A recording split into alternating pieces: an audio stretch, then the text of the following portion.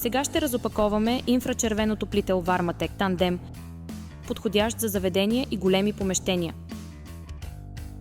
Моделът е наличен в два цвята – в черен и бял цвят.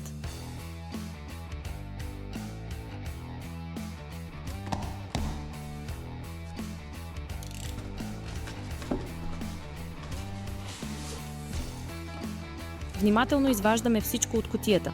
Първото нещо, което виждаме, е плик, в който има контакт Шуко. Книжка с инструкции, както всеки модел, идва и със сертификат от тестове за качество и безопасност. Дистанционното управление на отоплителя, което идва с магнитна поставка за стена. Разполагаме с комплект крепежни елементи за монтаж към стена и таван или стойка, също и комплект за свързване на повече от един отоплител. Устройството е устойчиво на дъжд и влага. От задната страна на устройството имаме стандартния захват, както на всичките ни модели, а монтажът става както следва.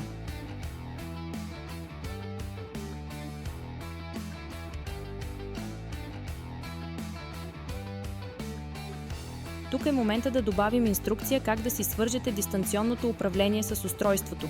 Първо, трябва да включите устройството. Когато то стартира, нагласете дистанционното си управление на програма номер 13 с помощта на плюс и минус. Натиснете и задръжте за кратко копчето с изобразен квадрат. Индикатора на отоплителя трябва да свети в синьо.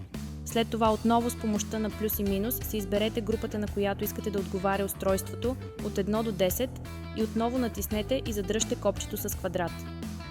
Индикаторът трябва да светне в червено, това означава най-ниската мощност, жълтият цвят означава средна мощност, а зеления максимална.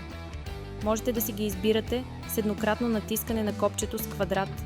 Долните два бутона служат за включване и изключване. За всички модели получавате стандартна гаранция 2 години от Dixie Shop.